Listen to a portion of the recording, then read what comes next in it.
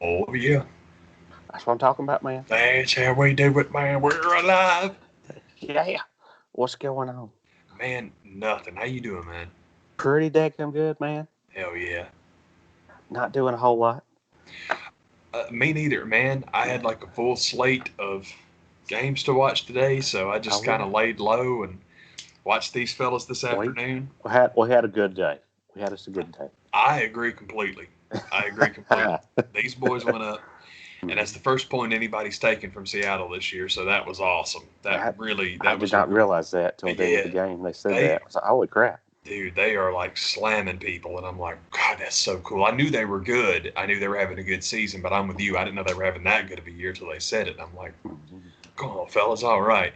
So that, of Yeah. course, made me happy. And then, Oh, don't oh, stop there. good God Almighty! Did not stop with Chase Elliott winning in Texas. See, that's awesome. I didn't realize that. Man, it has been a good day. That's Yeah. cool as hell, man. Yeah. Well, So Georgia just went buck wild today. got that going crazy. Dude, for real. I mean, here's the thing, and I know that I'm biased as crap because I love the Hogs. I wish sometimes that I didn't love them as much as I do because when the Hawks are not involved, I just love watching basketball, and it's a sport that, for the most part, I'm pretty much neutral on. The best example I can give you is I love the Lakers. I love LeBron James. Those guys are my guys. But it was fun watching Phoenix this afternoon. That was cool. That Phoenix team is real cool, and Chris Paul, Yeah. I've always thought has been. Everyone knows who he is, but he doesn't get the love that he deserves, I don't think, sometimes. So it's nice to see him go to Phoenix, and they were so close anyway. I mean, they've got so much good young talent, and then all of a sudden they get Jay Crowder. Villarica Georgia's own Jay Crowder, by the way, for that Yes. veteran presence who can do everything. And then you have Chris Paul as the veteran leader, and look at him, man. They're like, it's cool. And they missed one game. I mean, the Lakers could still come back and win that series, but if they don't, that's cool with me, man. I would love it if Chris could keep going on. Utah's That's what playing right that's now. what I'd makes love. the first round so crucial. It's fun. It's like it really is fun. The only team I'm like openly against, and I hate to even say it that way, is Philly because it's not them. I just think Embiid's overrated as hell. He's such a good player, but for some reason he's the only guy that ESPN want to give credit for anything. And the fact of the matter is, I shouldn't say the fact of the matter to my eye, for my opinion, Joel Embiid is not why Philly is Philly because he missed like 25 games like he always does, and they were just fine without him because ESPN ain't got no love for him anymore because he's no longer dating a Kardashian Simmons. He's the player this year that they've been trying to tell you he was going to be. He's great. He had an unbelievable season because the thing about Ben Simmons, you and I've talked about it, he's a big guy. He's very much a Magic Johnson style of point guard when it comes to scoring. Just he'll penetrate and just bank it off the glass and it's all good. He's a very good passer and all that stuff is great. But the main things in his game, the main weapons I think he's got are the guy never misses free throws, which is a huge deal. And man, defensively, he's probably going to win Defensive Player of the Year. I mean, he's the guy. Ben Simmons with Doc Rivers in his ear is why Philly is Philly this year. They've been good for a couple of years, but they're different this year. They're like scary, like boy's pretty good. They're Yeah. pretty good. But anyway, I got way sidetracked. I love when games are fun and close and back and forth. And night one on TNT, man, poor Chuck was just, I shouldn't say night one, but the play in stuff, they were just blowouts. And then Hmm. ESPN's play in games were both great. And they go back to Chuck and he's all like, man, that sucks, man. Why they getting the good games? What the hell? So then today, Yeah. they get Atlanta, New York. And Yeah. again, I'm biased because I'm an Atlanta fan. I was a nervous wreck most of that game, but I'm like, dude, if you're just sitting there watching this as a neutral, what an unbelievable game. Yeah. Absolutely incredible that game was. It was awesome, man. I mean, all the way through. And then it's just one of those things that I love, man. And you know it. You've seen it. Anybody that watches the Hawks has seen it. Baby, when it's James Brown style star time, just watch 11. That Yeah. man does not shrink ever. It's just God dang, he is just like that's his first playoff game in New York City, and he went buck wild, crazy, just crazy. It was awesome. It was Yeah. just awesome, and on the subject of going crazy, he had Just that don't. one. He had that one pass, that one great pass where he's like driving in, and then DeAndre Hunter drops right behind him, behind the back, get it to DeAndre at the top of the key, man, wide open, hit that three. Fantastic play. And then the play. I mean, obviously the teardrop at the end was the one, but the play was when he cut underneath the basket and dished over to Bogey. And I mean, it got knocked out, and Bogey literally scooped. I mean, I can't believe that he was heady enough. It's just incredible because the pass is on its way. Then it gets hit. It literally just reaches down, picks it up, pops it. Pretty.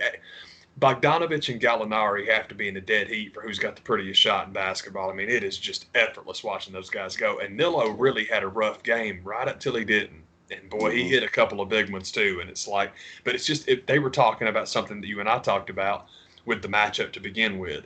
And man, I'll tell you what, you talk about secret weapon, because Tom Thibodeau is a starters guy. That's what he does. He puts his starters out there and he just runs them to death. And they couldn't get nothing going. They brought that second unit in, and Derrick Rose is Derrick Rose. So he did what Derrick Rose does. And freaking, I always get his name wrong, Alec Burks. Alec Burks went crazy. That guy tried to beat us by himself today, man. I mean, it was cool because he, like, DeAndre was on him, and he was still dropping shots on us, man, and like side stay. That guy had an unreal game, and thank God we beat them, man, because it's just too cool. It was such a good game, man, and I'm like, God, people getting to see it because, you know, it's national television, which fortunately I'm really happy that our guys, our local guys, still get to do the TV call because I'll listen to Bob and Dominique. I love them. Yeah. But I'm like, man, people watching this on TNT are getting a show, and that is so awesome. I was thrilled, so happy they won. Can't wait for Game 2. It's on TNT as well. But also when they got back to the studio show, because I feel bad because Romy and Renee are so awesome. I wanted to hang out with them, but I popped it over to TNT to listen to their breakdown because I just wanted Chuck to be like, man, finally a good game. I got to see one. And I'm telling you, as soon as I got it flipped over, that's literally he was in the middle of saying. He's like, man, that game, that was a game right there. That's what I'm talking about. It's like, yeah, go on, y'all. It was so cool. Yeah. And going into the game, there's a little bit of BS going on down here when the league fines Nate McMillan $25,000 for nothing. It's BS. I missed that story, man. I'm sorry to say. He said something during an interview about the Knicks and Hawks matchup, and essentially all he said was, "This is the matchup that the league wants." New York hasn't been in the playoffs in a long time. That's essentially what he says, and got fined $25,000 for saying that. I was like, this is some bull mess. Yeah, I'm not really sure why saying the Knicks making the playoffs is a positive thing I'm not really sure why that's so bad because, I mean... Just stating the facts of the matter. Seriously. It's like saying that good thing the Lakers are in. You know, I mean, dude, I don't understand that at all. I was expecting it to get played up a little bit more, but it was... I think a lot of people kind of realize that, and maybe the league will back off of it because I think even they kind of realize that was silly of us to do. Yeah. But it's not like he was saying like all the fixes in. Yeah, that's not what he was saying. Oh no! It's good. It's good for the league. I mean, it's the only downside for a guy that never says anything. Yeah, no kidding, man. One reason why he doesn't talk. But I guess so, man. But one of the things about the Knicks, it's really strange because. Again, I cut my teeth on the Lakers. I absolutely love the Hawks. And I thought Patrick Ewing on that episode of Webster was cool as hell. So I love the Knicks. Yeah. I just can't stand their ownership. And I'm glad that they're playing as well as they are. And it's funny because Tom Thibodeau looks like Biff Tannen to me, man. I swear. And he had his little his little windbreaker jacket on, and I'm like, dude, every time they showed him on the sideline, I just couldn't help but they were just working on the second coat now. every single time I saw him in that little zip up. It's stupid, but that's what happened. But there's several guys on that team that, I mean, you've got like the Thibodeau twosome, like Taj Gibson and Derrick Rose have played for him everywhere, and that's awesome because it reminds me of Bill Parcells where he had his people that like Brian Cox went everywhere with him, man. Yeah. But they've got several guys on that team that I really dig, man. Frank, number 11, the guy whose name I cannot pronounce. Man, you know, and Bob pointed this out because Bob Rathman, I think we discussed this before, man. As much crap, and God knows I do it. As much crap as I talk about national announcers, I cannot stand because they're just not Well, I shouldn't say that. TNT's got a couple that are really quite good. Like Kevin Harlan, I think is the one guy's name. Who, man, you talk about a classic voice. That guy is so. He's the one that works with Reggie Miller, and it's Oh just yeah. I can't do an impression of him. But God, his voice is amazing. I love that guy. But the TNT crew is okay. ESPN, it's not their fault. It's just they're weather people. I mean, they're just paid to get up and talk crap. So it's like I don't listen to them. I always watch them on mute. And what I'll put on today was the score from the HBO Watchmen, the Trent Reznor Atticus Ross thing. Oh That's yeah. good stuff. That one, there's several Makes things everything on. more enjoyable. It's fantastic. There's several things on there that are really good, but there's the one called The Brick. I'm like, that is beautiful music. Anyway, I got way sidetracked. Sorry about that. Anyhow, but the point about like announcers and whatnot, man, getting our guys on the call was just fantastic. And Dominique handled it a lot better than I did. Because again, I was nervous and really wanted him to win, and I know he did too. But I mean, even in real time, he observed. That's not it. Recognized what an incredible game it was. Like, man, this right here, this is special. I'm like, I Yeah. wish I could do that with the teams I love, and I can do it with the games that I love. But when my teams are in there, it's like, oh god, oh god, Yeah, Christ. I'm just Yeah, too, oh god, oh Christ.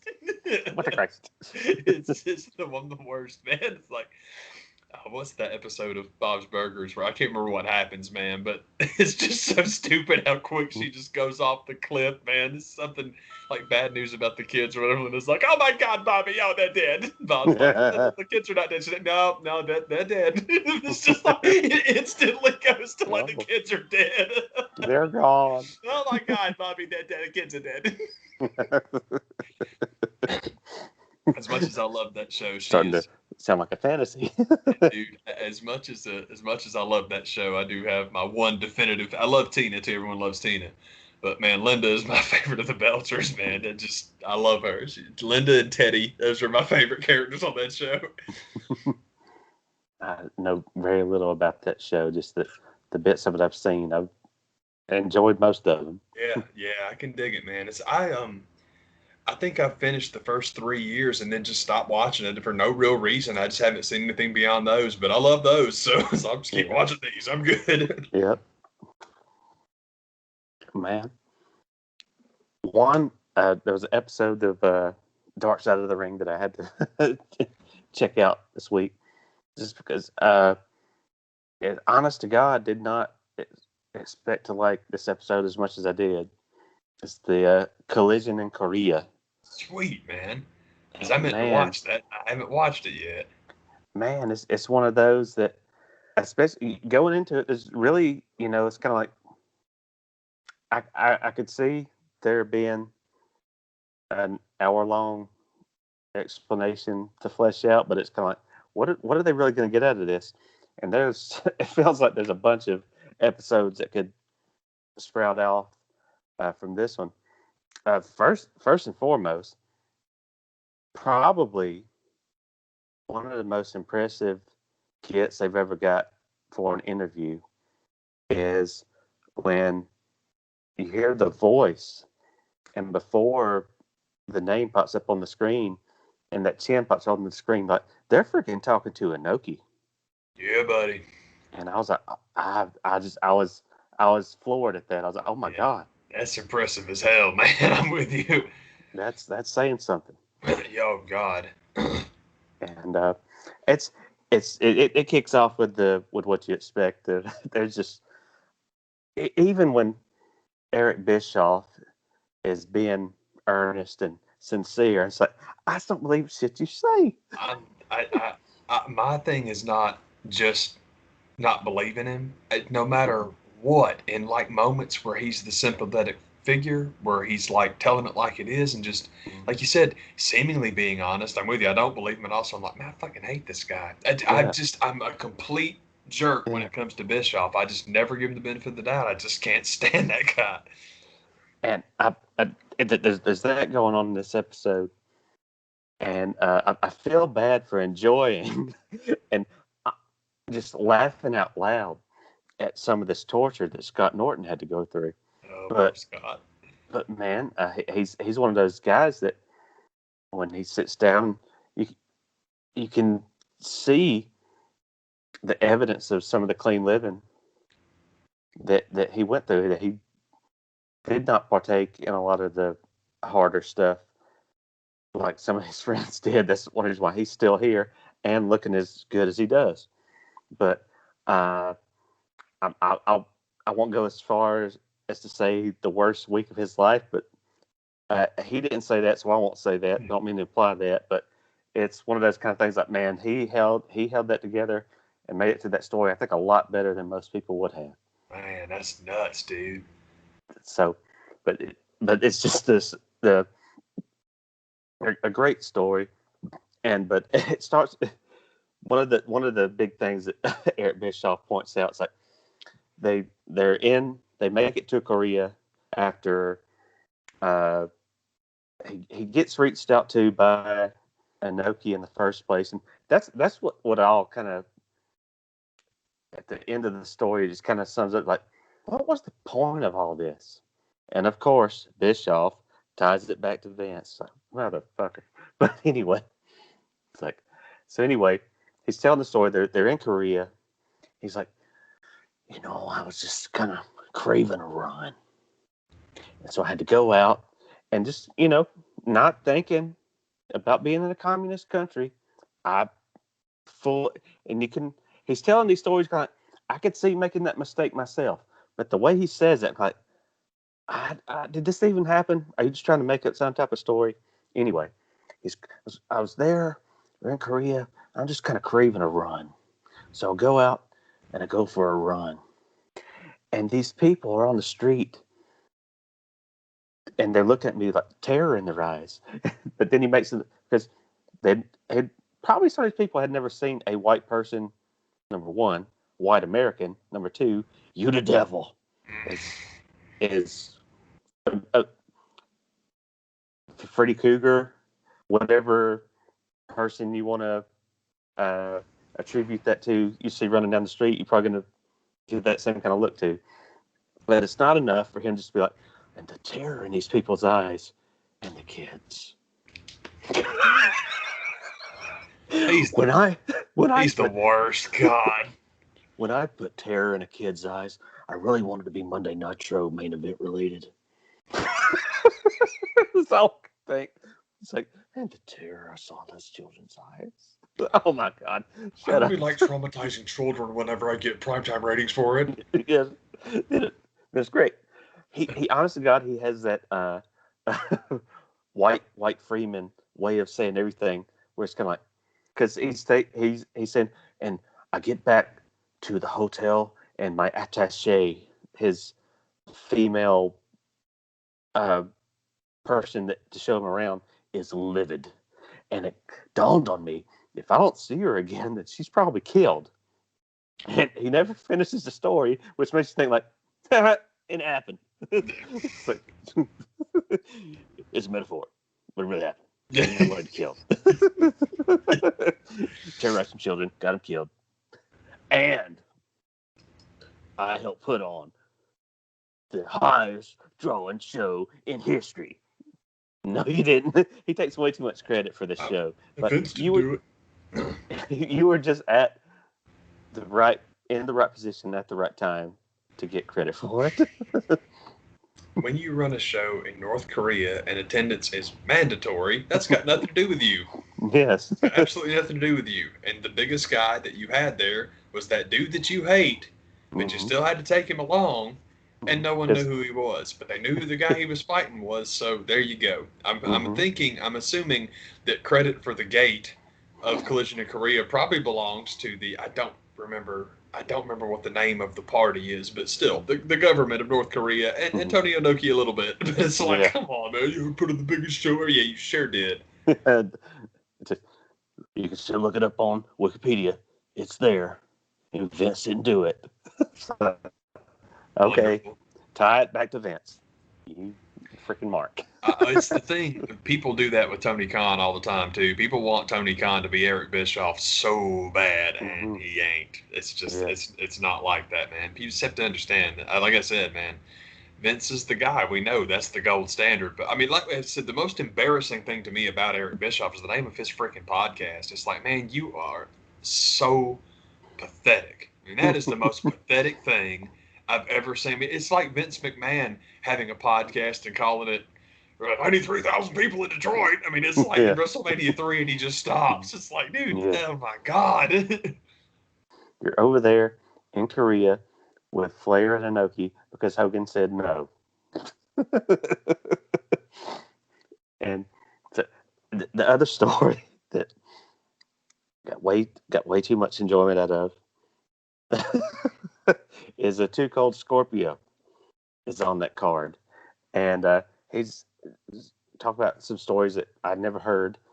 I find it hard to believe that when they mentioned this to Bischoff, I was like, I didn't hear anything about that. But and Too Cold is pretty much just in this documentary because he does offer some good spice to the story as far as like he's like they get there and you can't just fly from especially now then forever you can't just you can't fly from here to Pyeongchang. You got to go to Japan, then you go from Japan over to Korea, and he's just telling the story of you can see it just the way he tells the story of flying over South Korea, and you see their military stuff pointed toward the north, and you fly over the line, and you see North Korea with their military stuff pointed this way, and he's just like, whoa. And for starters, Scott Norton, before they get on the plane, he's telling the story of like, there was this military plane from like 1940 that we have to get on that is like a piece of garbage. So they're flying over there. They go from all this media, and Muhammad Ali was a part of the tour that I had never heard that side of the story. They for all this media in Japan to Korea, they land and there's nothing there. There's this old airport that they take them into that hasn't been used in years. They're taking their passports away, and they're kind of like, whoa, in this business, you don't do that. I don't go without my passport. But you're in Korea. We got your passport. We got it. So Eric could have tipped him off on that one. And that's just some more of some of the Bischoff horse crap that he tells. He's like, I knew that to get a yes or a no was going to take up to 6 months. So I just did it. We just went.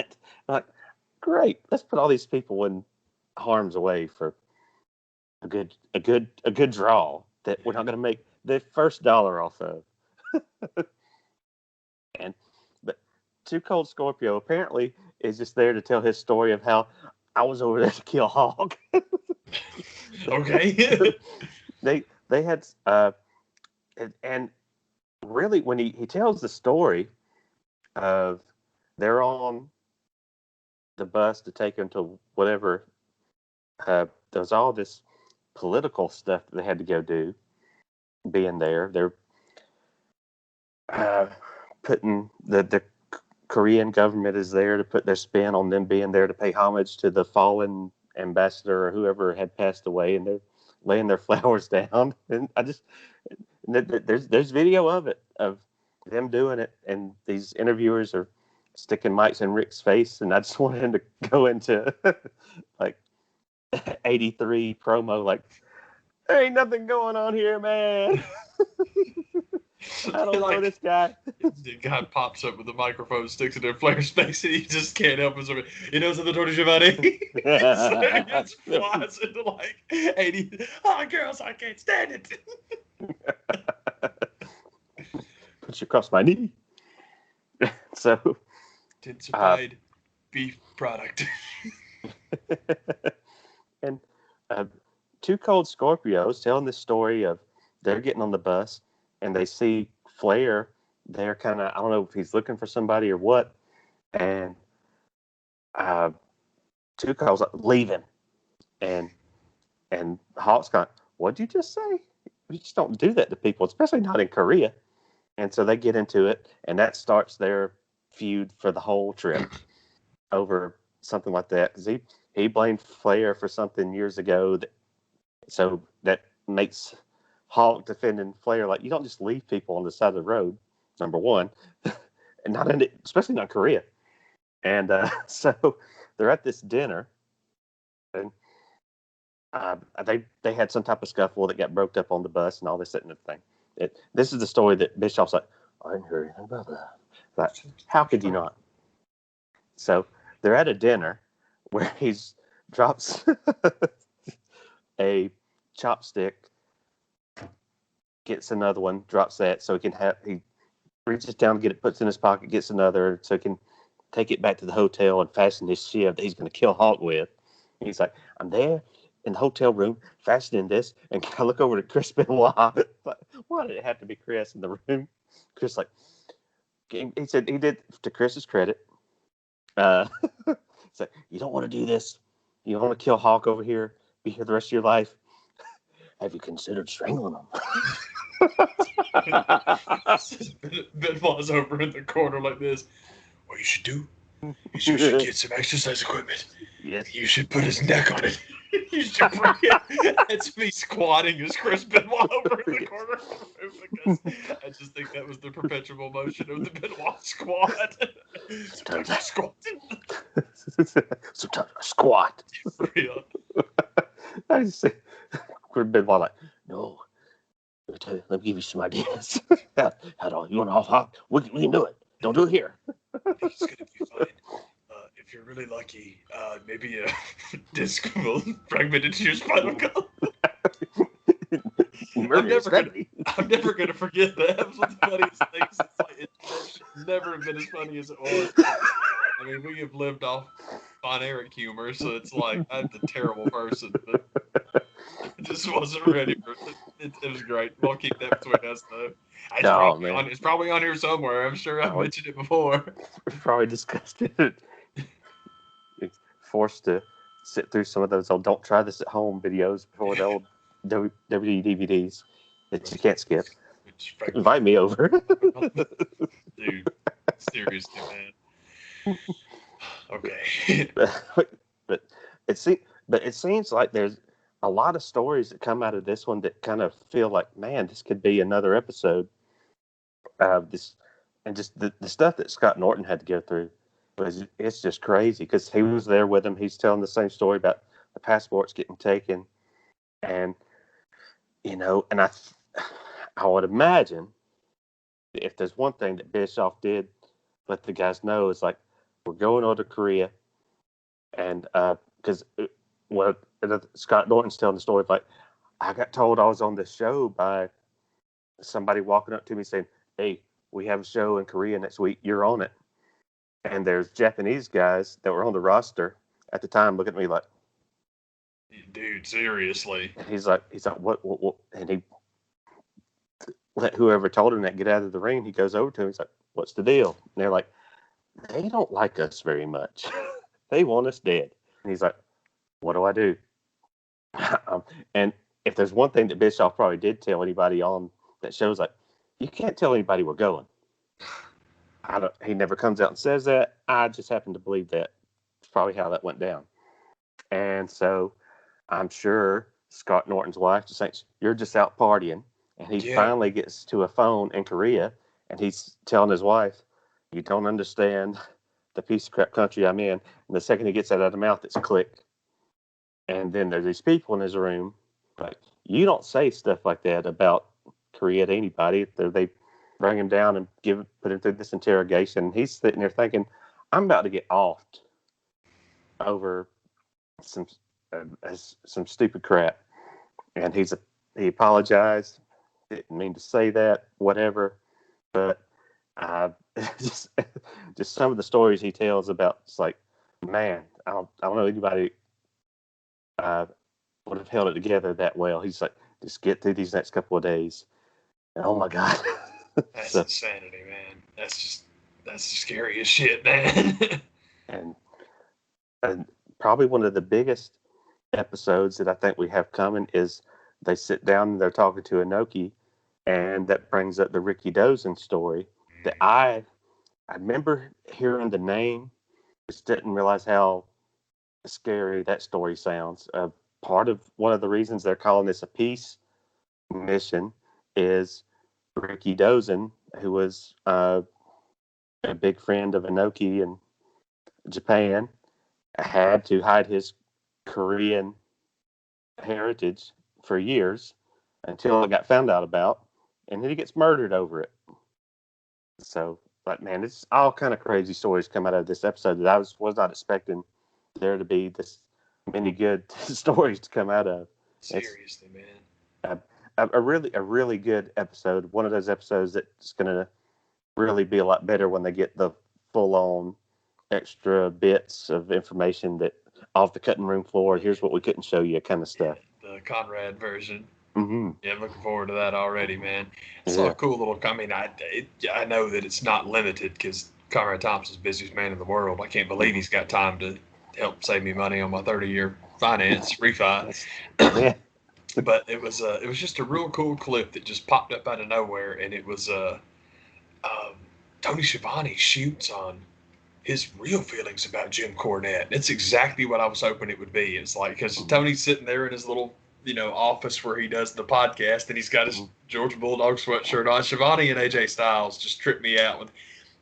I shouldn't say trip me out, because if you've ever been to this state, people always talk about it with Tennessee, like, oh man, people have orange everywhere, and they do. I mean, they really do. But you know what? This state's the same damn way. Bulldog fans will let you know. I just think it's so cool that each one of them will put that school over, or the team at least, over every chance they get, and a couple of chances they don't get. I just think it's cool. But anyway, it's just like, yeah, someone was asking me, man, do you get along with Jim Cornette? I'm like, man, of course. Man, why in the world would I not, man? We worked together for years. And he says, it's been a while since I talked to him, but, we're completely friendly. He's like, no, me and Corny, everything is fine. It's like, well, he's always giving you crap for your call on AEW. And he's like, well, he did that before I got to AEW. He said, Cornette's always told me what he thought. But it was real cool. I'm like, I love that I just think that's cool, man. I love that kind of stuff, man.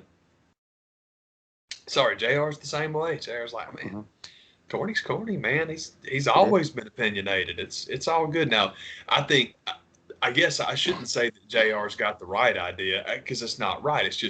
It's what I agree with. Being Mr. Anti-AEW is good for Jim Cornette's brand. That's it. I mean, Mr. Anti-WWE is everybody. Hell, everyone does that. But he is like the foremost anti-AEW guy, to the point now that Disco Inferno, whatever his name is trying to rip him off. I mean, it tells you that there is lots of money to be made being anti-AEW, because what Cornette's doing now, the Keeping It 100 guys are trying to do. I shouldn't say all of them, but definitely Disco Inferno. And I'm like, dude, you're just doing Cornette cover songs, man. But hey, it's good, because that means that if you make your haters money, you're doing okay. That's pretty good, man. Yeah. We can discuss. Yeah, we can discuss all the movings and shakings with that program, because they're going the way of George and Wheezy, man, to the tune of $10 million. And my favorite part of the story, honestly, is the stuff that TNT is still going to do. Like the once every season Clash of the Champions style, like special event. That's awesome. I'm so happy to hear about that. I think that's just cool as hell. So I was like, man, I like everything about this story. This is cool. Well, what about the TNT title? I can't believe how many people lost their mind. There were two reactions that really were ridiculous. That was one, and that was the most prominent one. And the second one that it's just like, y'all trying too hard, man, is people like, oh, they talked all that shit about WWE, and look at them. Yeah, they're losing their network. I'm like, do you have any idea how many more screens, how many more houses, TBS? It's like, there's no way you don't know that this is an upgrade. There's absolutely no way people don't know that. It's just that you wanted them to be off TNT. You didn't realize they were getting promoted. It would be like celebrating when SmackDown leaves the CW for Fox. Yeah. Really going to diss them for not being on the CW anymore? It's just, none of that makes any sense. And all that, the rivalry stuff is just so silly. But again, like we said, It's good for the bottom line, especially on Twitter. People do it on Instagram for nothing just because they want to be pricks. But you do that stuff on Twitter, hey man, you can make money off that stuff. And I was telling somebody this the other day. I think we've discussed it before too. If you went to public school, you know that most classrooms are, let's say, 30 kids. You have 2, maybe 3 who are really, really smart. And you have a couple, usually 1, who's just disturber. That's it. That's all they're there to do because that gets you attention. Twitter is that concept monetized. Whoever makes the most noise, whoever gets looked at the most, you get paid for it now, man. You can be the one person disrupting a room of 30 and you're the one. You're getting the attention, so you get the money. And it's like, that's why I have no time for Twitter. I have no use for. I was on Twitter for about 3 days, and I'm like, I hate this, so I got rid of that one. And I got rid of Facebook too, but it was just because I wasn't using it. But I still got my Instagram, so technically I do still have Facebook. But Instagram is fun because it's just, I just do it to keep up with stuff. Like goodness, I go over to the hospital and walk up and down the steps for like exercise because I didn't do anything for so long. And I'm like, dude, if you take pictures of this crap, you'll come over here and do it every day, and it's worked. So I'm like, hey, this is cool. Anyway, I didn't mean to get sidetracked on all that stuff. Twitter's dumb. Sorry about that. But anyway, that was the thing. I'm really happy. I'm happy with the TBS move because that's just cool. And eventually, I know they're doing the 10 o'clock show on TNT, but I heard that it's moving over there too. So I guess it's going to be 2 shows a week, I guess 3 hours total, which is cool. The only thing about, well, they don't want to go head to head with SmackDown. Yeah, I can think. It's on Fox, man. It's on Fox. Again, TBS is an upgrade from TNT, but Fox is a network. The only way you're going to even get on Fox's level is 2, 5, or 11. You're not getting there. Actually, Fox is 5. So 2 or 11, you're not getting there. So it's like, that's a stupid comparison.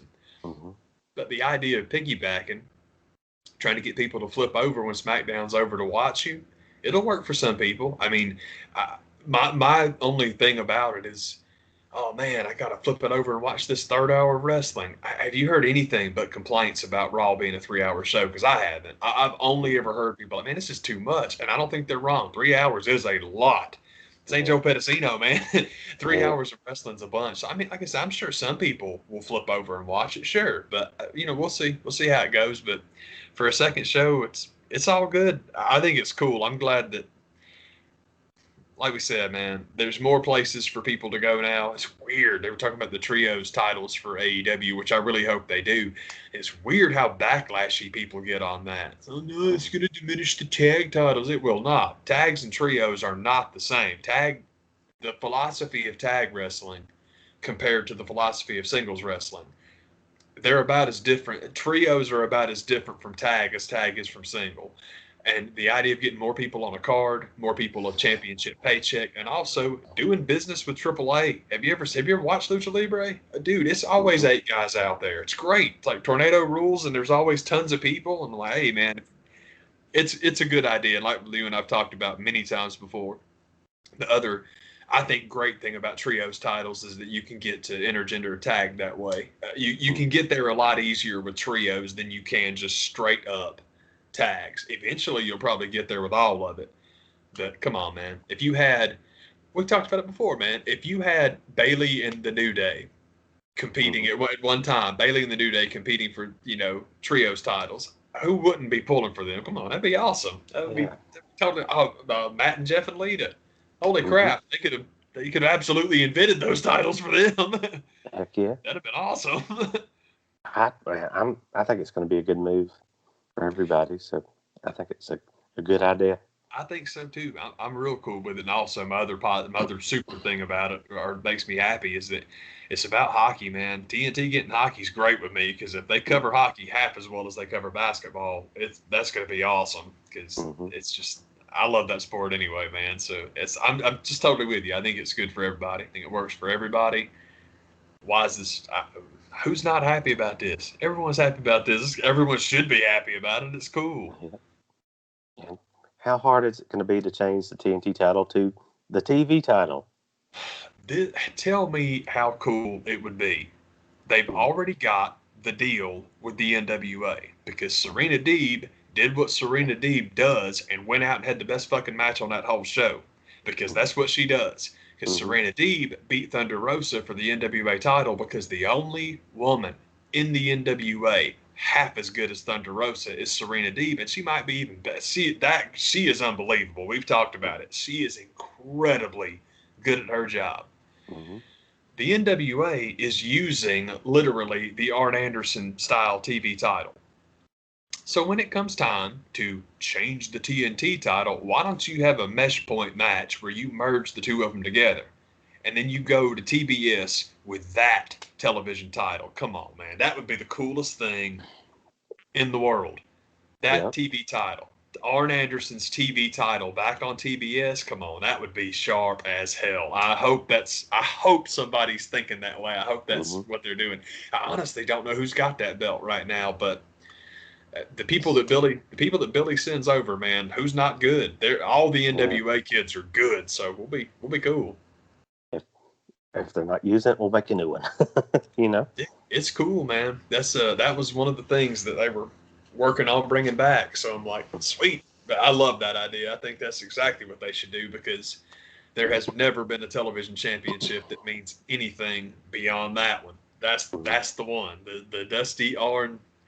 Oh boy, that's the Arn Anderson title. It's cool. We talked about that with the Midnight Express and the U.S. tag team titles. It's cool when you have a belt that was invented for basically one entity and you just associate it with them forever. Not like a special like custom thing like the Daniel Bryan vegan belt or things like that, but literally it's like, yes, the TV championship that Arn Anderson and no one but Arn Anderson's ever getting. It's like, oh yeah, man. Now, who would you rather see on TV every week than that guy, man? Nobody. I was listening to, this was something else. It was Conrad and JR just doing their typical show.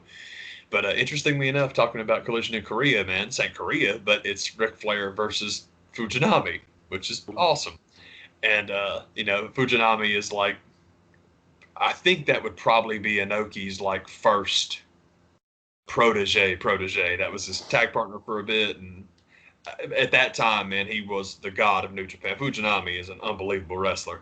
So it was cool. They did Super Brawl 1, and that was the main event there. So I was listening to their take on Super Brawl 1, and they discussed Steiners versus Sting and Luger, which, of course, when I was a kid, that was what I cared about. That's what I wanted to see.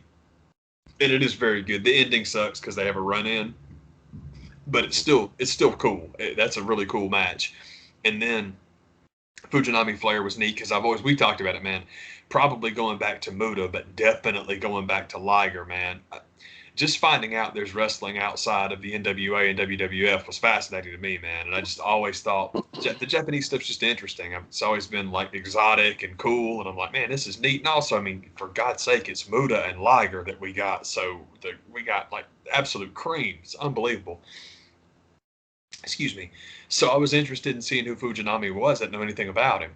But, man, right there in between those two, there was a match for that TV title that was literally Arn Anderson versus Bobby Eaton, man. And that has been on my personal top 10 for my entire life. That match is so unbelievably good. And it's exactly, you hear it's Bobby Eaton versus Arn Anderson, man, that's exactly what you expect. It's like, oh, I bet that would be good. And then you watch it, it's like, yep, that's what I figured. It's awesome, man. But it was cool listening to them do a rundown on that show because it's not that nobody knows that show. It's just that, we've all got favorites that it's all like, oh, it'd be neat to hear people discuss that one. So then you get to, and it's like, all right. Yeah. Okay. One of the things I've been watching and keeping up with, and it's kind of interesting how the schedule's worked out that this is going to happen this way, is I've been watching the A&E biographies that WWE's been doing. And I say WWE's been doing because they're 50-50 when it comes to how guys come off. Usually, if the guy's still alive, they're going to come off really well. If they're dead, not so much. Randy got railroaded, from what I understand. Yeah, man, it was a bit of a.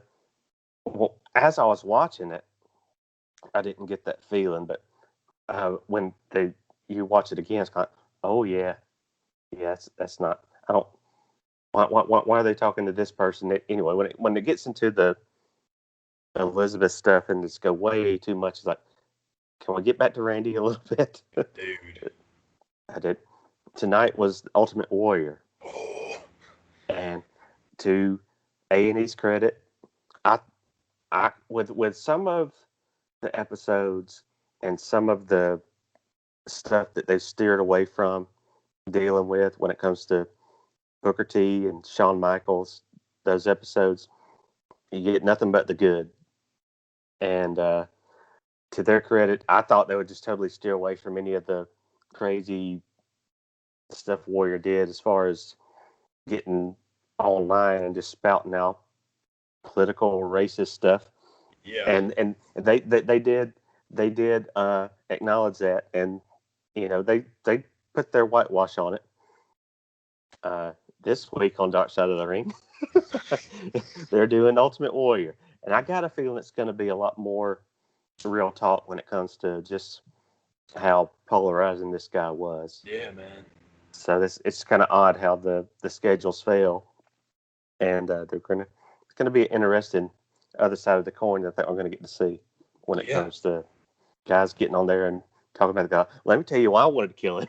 I tell you what, Scorpio getting ready again. That son of a bitch come in here and he took the title off the greatest Intercontinental Champion that ever lived. I hope to God Wayne Ferris is on there, man. If the Dark Side of the Ring really wants to blister the Ultimate Warrior, man, they gotta have Wayne book in. They gotta book in Wayne. Book at work. Andre wanted to kill him too, wasn't just me. Hey man, shoot. Ask Bundy how many people he done tipped. God. Coming out of your check, you mark. I just bought my new Barbie for my little daughter. Then the Ultimate War comes out, takes the title off the honky tonk. Little daughter. She was hard for my little daughter liked to run around the house with the Intercontinental Championship, and Ultimate Warrior took that from her. Shit, you stupid son of a bitch.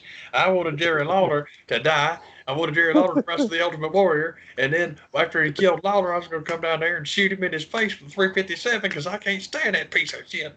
Okay.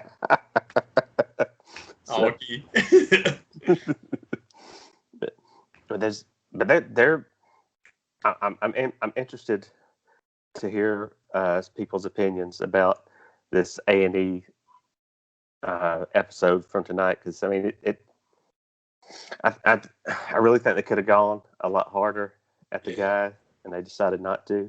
I was right surprised to hear some people's opinions about the Dark Side of the Ring with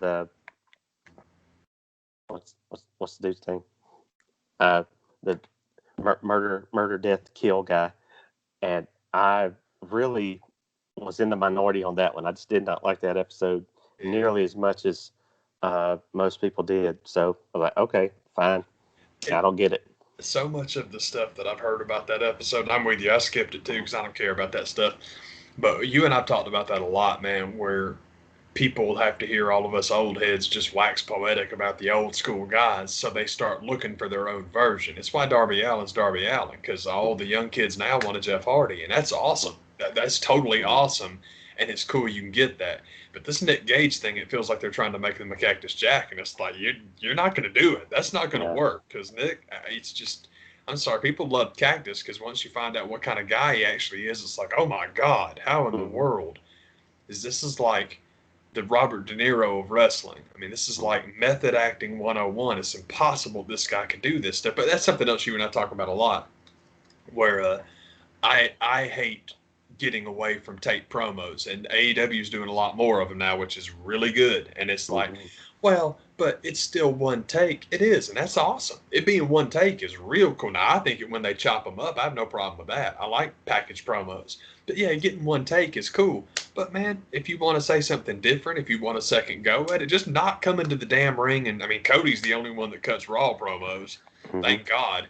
But well, MJF maybe every once in a while, but that can be overdone. I don't want too much of that. On the subject of MJF, we'll get back to that in a second. Sorry, man.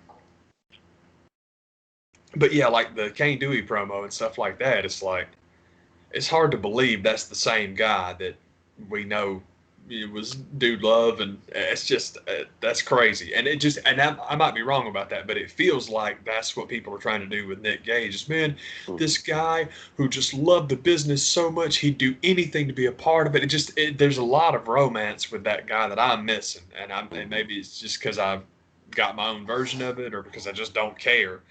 But it's not my thing. But I think the potential of bringing him in to let him wrestle with Moxley, great. Anything to get Moxley away from Omega, because I'm just tired of everything. I'm tired of that.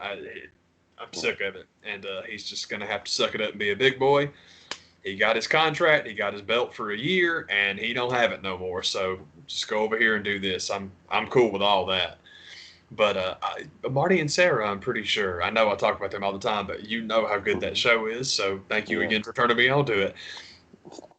I think it was them. It might have been the Chick Foley podcast, because, man, you talk about somebody that this is so stupid. This is so dumb. But I found out about Chick Foley from Instagram. I thought that's what Chick Foley was. I really thought it was the Instagram account. I'm like, oh, cool. Well, that's a good picture. Oh, that's neat. I find out it's like, dude, that's just a side. It's like the whole podcast. It was really good. Like, their podcast was like, man, I'm really glad I found out about this. I love it. So it might have been them, but I think it was Marty and Sarah that were talking about the three-way coming up with Darby and, for Pete's sake, who is it? It's Darby and Pac and Kenny. Yeah. It's not Darby. I'm sorry. It's Orange Cassidy. Sorry, it's Orange Cassidy. And they were talking about how cool it would be if Orange Cassidy snuck a win and got that title. And they're like, now Kenny can beat him the next Wednesday, but every title reign so far, Jericho had a long one, Moxley had a long one. If Kenny, in comparison, had a short one, then got the thing right back, maybe that's a good idea. And I'm like, God, that is a good idea.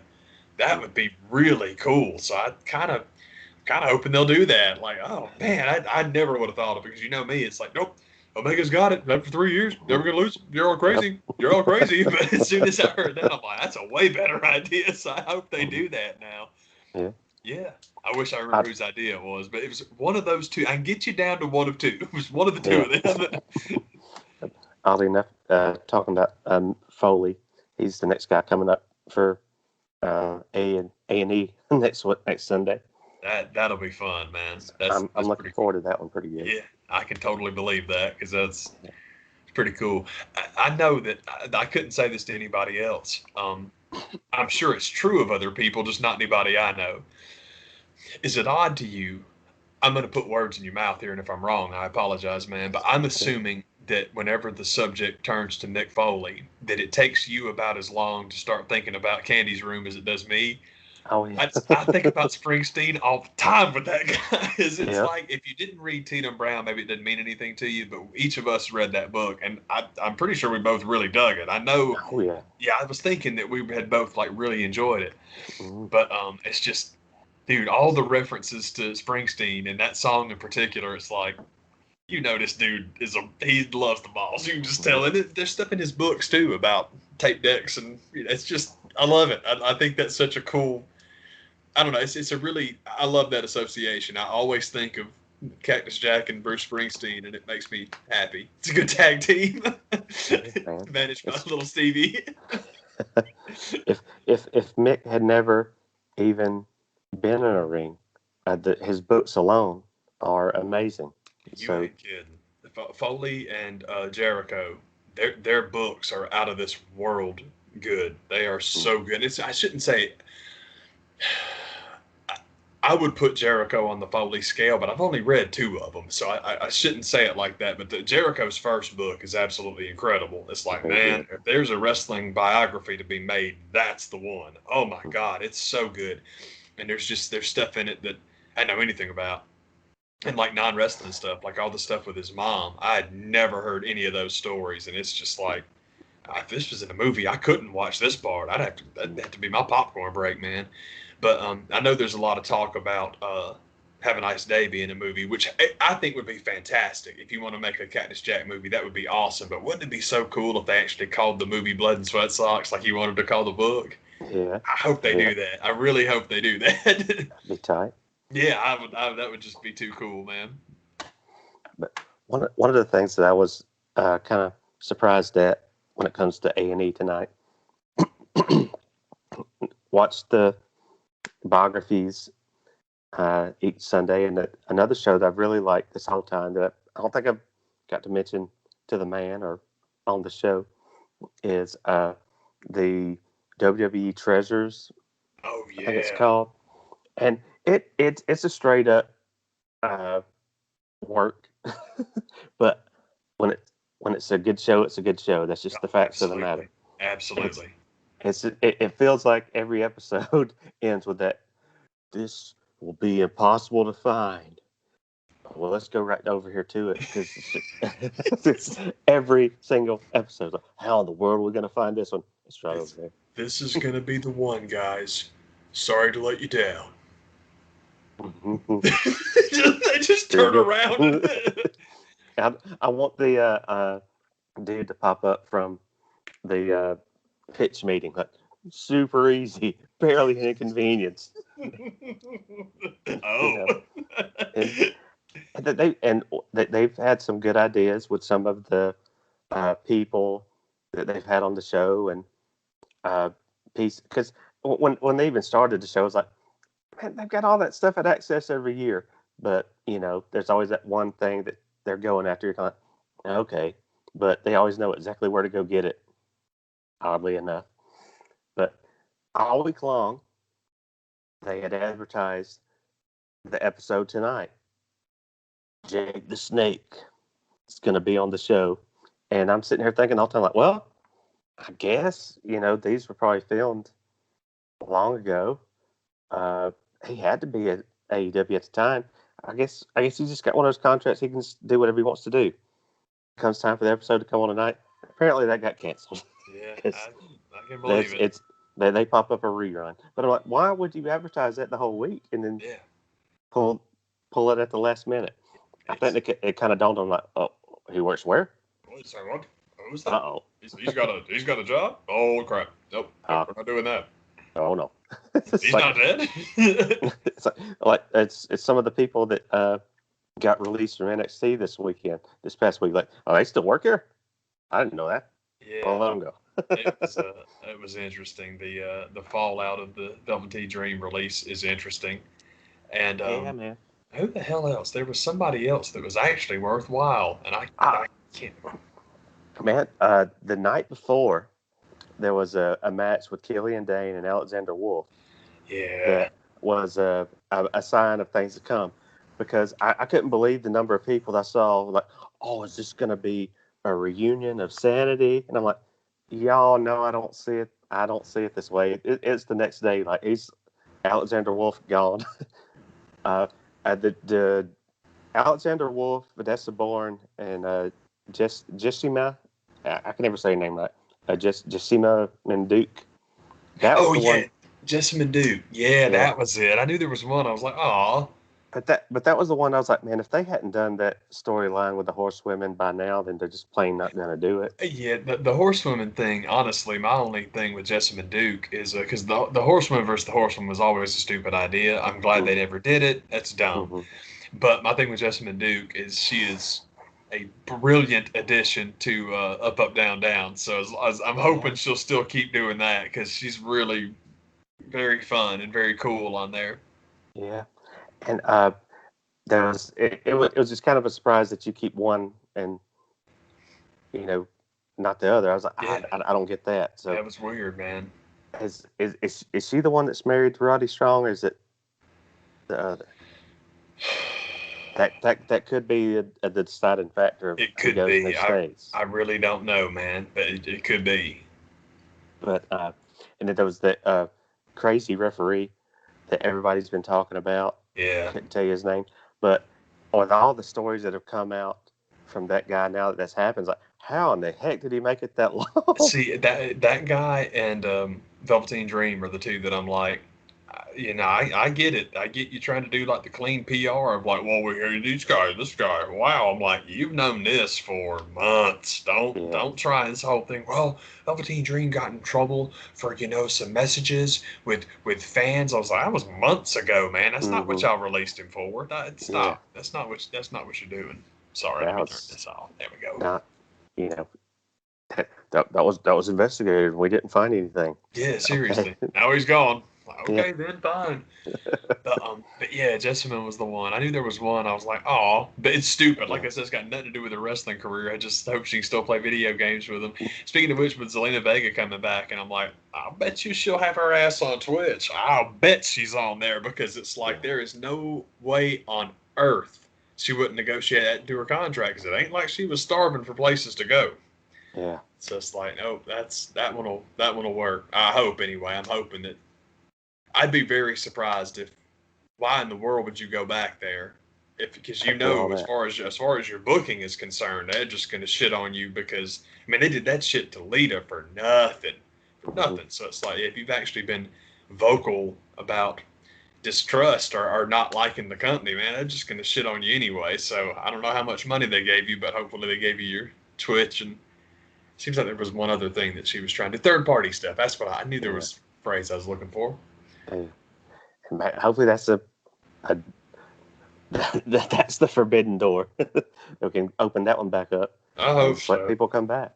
Yeah, I hope so, because that was such a stupid thing. That was so dumb. Mm-hmm. It's that dumb shit. Oh, for real. Like, good Lord, that's just doing shit because you can. It's like, that's weak. Heck yeah. But man, that was just where I was left at with all the people that I heard it come down, but I was like, yeah, I could see that. Yeah, I could see that. Yeah, okay. Yeah. Uh-huh. And they get the crazy referee, man, and you're like, God damn, finally. For real. If half of those stories are true, and I have no reason to believe that they wouldn't be, it's like, why would they put up with somebody like that long anyway? I think that's really what they kind of thought about. Oh, he's still here. Dude, seriously, it was just a name on a piece of paper someone hadn't looked at in a while, and it was like, oh my God, seriously? He's still getting a check? Get him the fuck out of here. Gotta go. Seriously, man. That's about all my bull mess that I know that's going on. Yeah, me too. I just had to gush about the Hawks, man, because god dang, this is night one, man. Bob Rathman had a great call. It was like he had a couple of things, but he basically said maybe 4.5 minutes in the fourth quarter, it was all like, guys, if you miss playoff basketball, it's gonna be us for the next couple of weeks. Yeah. And he's right, because everybody's like Charles was saying. I'm sorry, it was Kenny that was. I think it was Kenny that was saying that. No, it was Chuck. I'm sorry, I'll get it right in a second. Chuck was saying like, now I predicted this to be a long and back and forth series, and I'm like 4 or 5. So we've talked about it. The 4 or 5 series is always like that because man, you are splitting hairs when it comes to the records and stuff like that. And so, oh boy, it's. I hope we can knock them out quick, but it's another one of those factors we talk about where they play their starters so much. Maybe that'll help us out. But then again, man, their bench killed it. Their bench had like 62 points today. I can't believe they played that well. Yeah. And as far as long range, it took us forever to get going, and we still won. I'm like, oh, that's good. That's good, yeah. Man. And I'd absolutely love Trey Bird just taking over. I mean, literally, Frank, I can never. It's like Ntilikina. I never say the guy's name right, but they literally put him in the game to stop Trae Young. Trae absolutely skinned him. It was just unbelievable. I'm like, how does he do that? It's just like, whatever, no problem, man, no thing. It was cool. He and Shaq were funny about that too, because Shaq was like, yeah, man, I noticed you telling them Knicks fans, it's awful quiet up in this mug. It was like, because Trae said he was getting the business from the fans. So that is what he was yelling at him. It's like, man, where y'all at? It was just, oh, God. That's good, man. Yeah, Shaq's lip reading was very impressive today because he had another thing on that crazy shot. I was talking about him picking out Bogey, and I promise I'll be done in a second. I'm just super excited. But he said, man, he says, if you watch that huddle break, you could see Solomon Hill, who I love. Solomon's one of our good vets. He said, I could read Solomon Hill's lips. And he's literally telling Trey, he's like, Bogey's going to be open on the wing, man, so look for him. And that's exactly what happened. Like, God dang. So I don't know how anybody learns the game like that. But, man, vets that can just tell you, like, that's so impressive, man. Yeah, love stuff like that. So I'm done with the Hawks for right now. But next time we talk, we'll have a couple of games to discuss. It'll be great. It's going to be good stuff. Hell yeah, man. Thanks for watching, y'all. Heck yeah, man. See y'all. Take care. It's just never going to stop. Hey, it's all good, man. I do the extended